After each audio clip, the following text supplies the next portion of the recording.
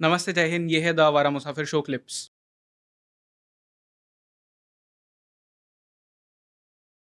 But then बहुत time से मैं अपने फ्रेंड्स के साथ में who love history and who read about history, उनके साथ में एक बात पे हमारे डिस्कशंस हमेशा होते हैं, विच इज़ कि उस वक्त आज से लेट से 500 साल पहले, 200 साल पहले, 300 साल पहले, what ever timeline you choose, religion के बेसिस पे वॉर्स होते थे या it was purely geographical things and religion को उसमें एक बुलेट के तरह यूज किया गया, एंड जो आज भी होता है पॉलिटिक्स में।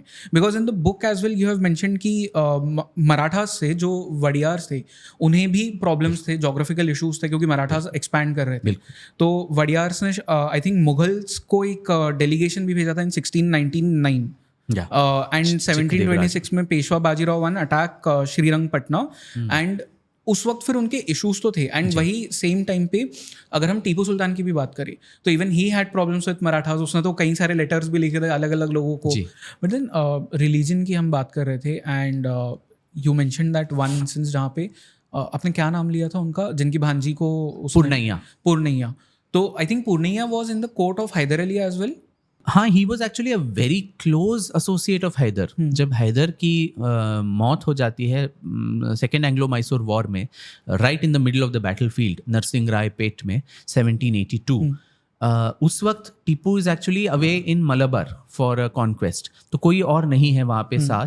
तो तब पूर्णैया जो है अपना शातिर दिमाग लगा के the whole news of Hyder's death is kept a complete secret, क्योंकि अगर पता चल जाए तो आर्मी में खलबली मच सकती है और शत्रु उसका एडवांटेज ले सकते हैं। तो इसलिए to keep that entire thing as a secret, Purnaiah manages to very secretively लाश को वहाँ से श्रीरंगपटना ले जाया जाता है।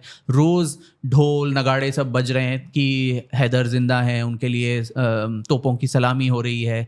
और फिर एक बड़ा सा एक बक्सा, उसको बोला गया है कि खलीफ ने इनके लिए प्रेजेंट्स भेजे हैं, और एक्चुअली उसमें लाश लेके वो वापस चले गए। But you created this entire setup of make believe कि वो अभी जिंदा है। he helped so much कि टिप्पू जब तक आए तो आर्मी में बगावत ना हो या शत्रु इसका एडवांटेज न ले।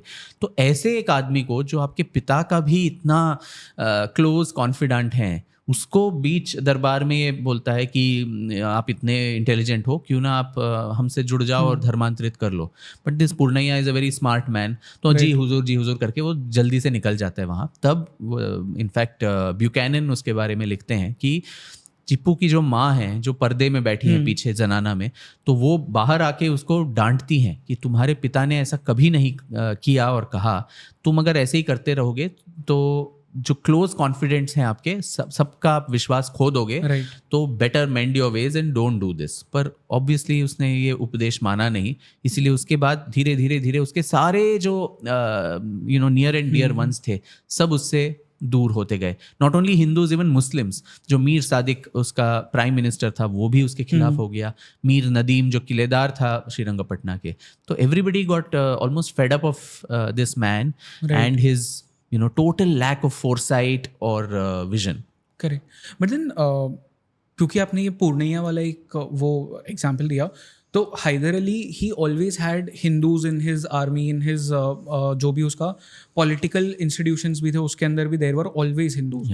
बट देन टीपू सुल्तान जैसे ही आता है वो इसी तरह से सबको कन्वर्ट कराने के पीछे पड़ जाता है कि अगर आपको रहना है तो you need to convert. A lot of people जो डिफेंड करते हैं उसके इस एक्ट को, दे से कि कन्वर्जन्स वर अ वे कि उनकी लॉयल्टी वो टेस्ट कर सके या उन्हें लॉयल बना सके।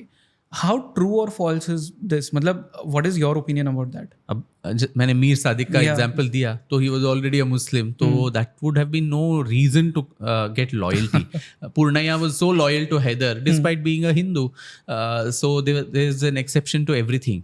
और the fact that there were many Hindus in the administration, उससे वो प्रो हिंदू थोड़ा ही बनता है। दैट वे ब्रिटिश राज में majority of people were Indians, so that doesn't make the British Raj pro India. So I think these are just arguments which are kept around. Tipu का भी जो पहला जो 7-8 साल था, तब he was not so within the army या within the administration so against people of other faiths. But I think after the third Anglo Mysore war, जब उसको इतने बुरी तरीके से पराजित होता है, I think that is a wake up call for him. उसके बाद जो भी थोड़ा बहुत विश्वास था उसको हिंदुओं पे, और खासकर जो ब्राह्मण समुदाय है, तो that started getting totally disappearing. And उसके बाद the entire administration was almost filled with Muslims. अब वो illiterate हों, अनपढ़ हों, कुछ that didn't matter. You just had to be a Muslim. और उससे भी जो है the administration, the governance, the army, all of that suffered. He surrounded himself with a group of sycophants. जो वाह हुजूर आपने जो कहा वो सबसे सही है.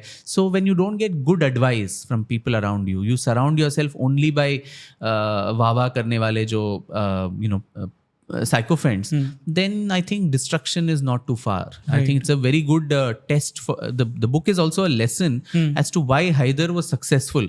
What was in his leadership style, leadership skill? What should a modern leader do to be successful? And what you should not do is what Tipu tells you. So I think it's a comparison. Right. एक ने राज्य बनाया, एक ने उसको गवाया. So I think this contrast between the two is what I think is relevant today too, even in business or any other politics, that how do you actually keep your flock and people together?